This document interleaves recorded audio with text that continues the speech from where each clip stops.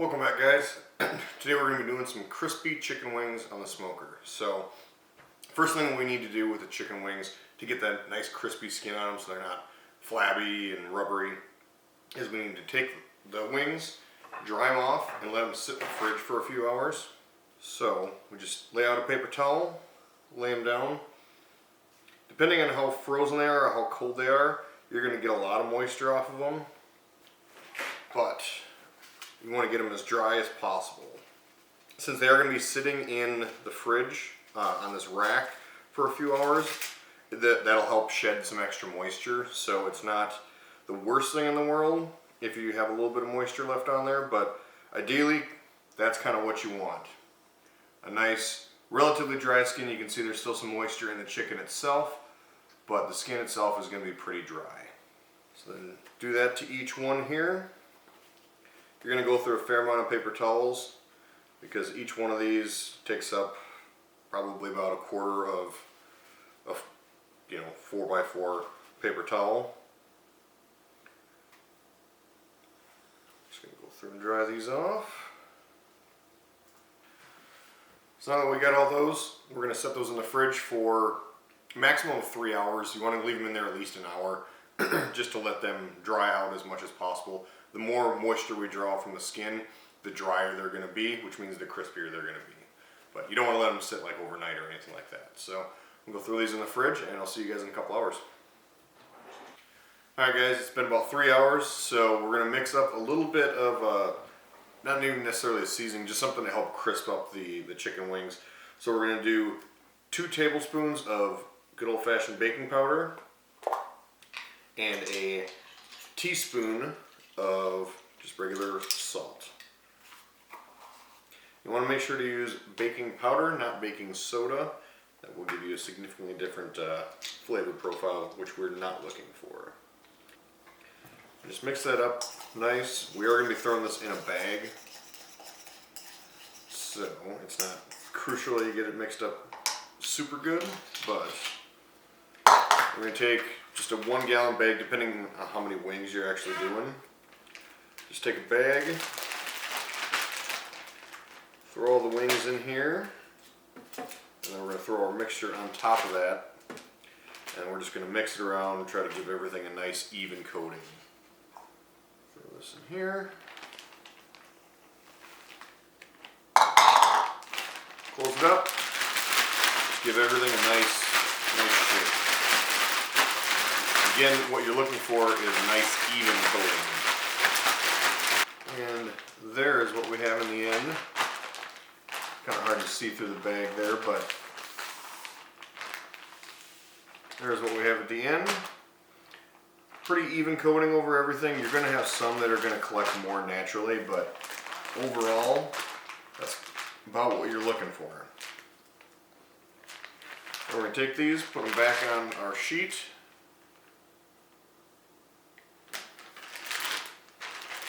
And you can remove the rack at this point. We don't really need that. Go back on here, and this is where we're actually going to give it any seasoning that you want, that you do want. One thing I would not suggest doing is using garlic salt or any additional salt, because just that little bit of salt that we put in there, it's going to stick to this, and it actually gives it enough saltiness where you don't need to add additional salt. Alright, so for the seasoning, all I'm going to use is a little onion powder and garlic powder. You don't need a ton on these because they're small, but just enough to give them a little bit of extra flavor. I normally eat them with sauce on them anyway, but you still want a good flavored wing underneath.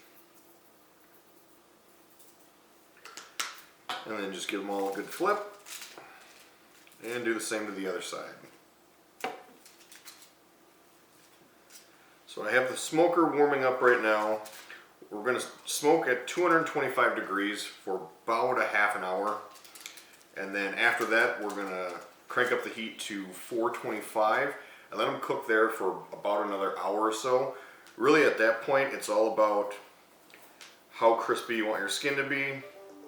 The nice thing is with the bone-in chicken like this is they're still going to be moist and tender even when they're overcooked or over 165 degrees.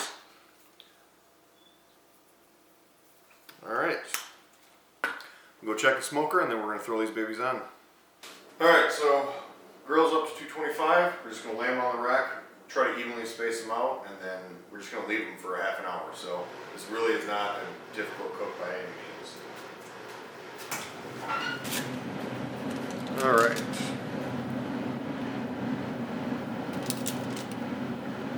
I like to lay them across the grates as well. It just makes it a little bit easier to grab them and they don't fall through as easy. Plus you get some nice grill marks on there. One thing that's nice about cooking as high as we're going to be is we really don't need to worry about checking temp because we're going to be way over the 165 mark no matter what.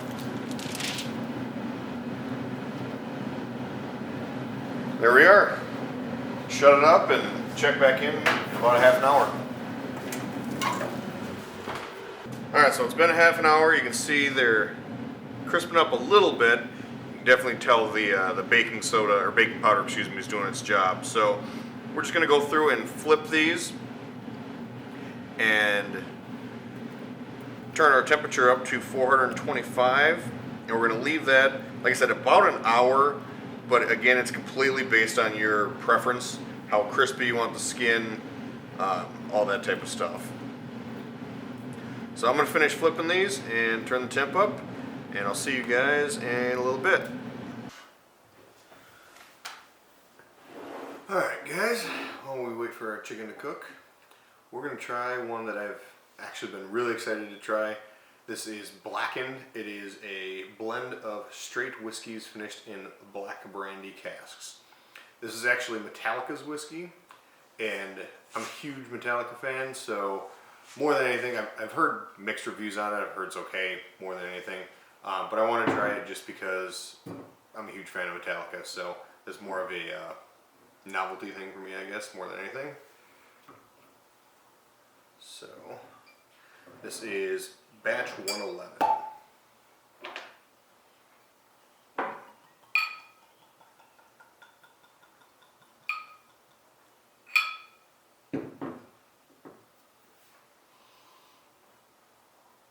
Smells good. You can kind of almost smell the brandy on it. It smells sweeter. But since this is the neck pour, it's got a pretty big neck on it too. Little proof. This is 90 proof, so it's not high by any means. Definitely a little more proofy on the nose than I would have expected, but not bad by any means.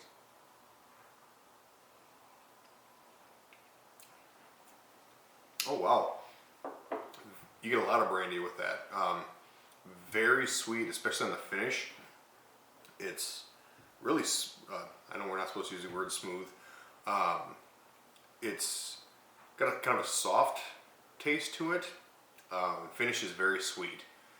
You almost don't get much of the brandy flavor initially, or excuse me, much of the bourbon flavor initially. It's almost all washed out by the brandy sweetness on the side of your tongue.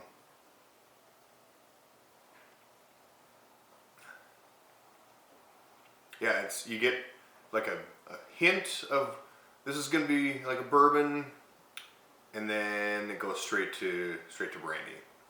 Even when you just take it straight, not allowing it to touch the sides of your tongue, you still get that sweetness just kind of hangs out in the back of your throat. It's nice. It's a very nice sweet. It's not overly sweet. It's not like you bit into a piece of candy or anything like that.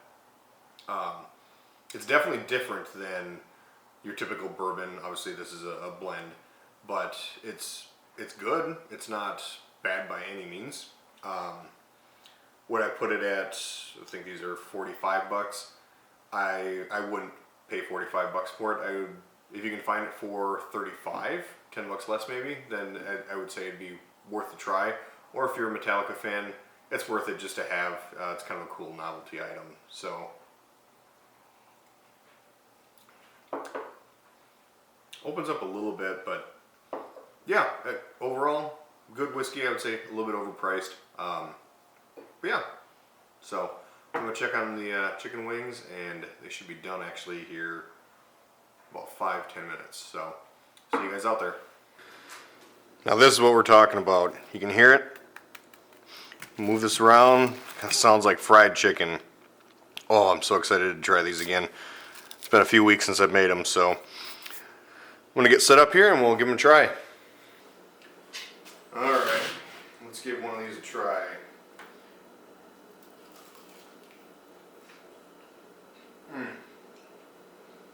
That skin is perfect. The meat inside is still nice and moist. Just a little bit of seasoning on the outside. I mean, honestly, you could eat these without barbecue sauce. Anyway, give it a try, guys. Let me know how they turn out for you. Remember to like, comment, and subscribe. And I will see you guys on the next one.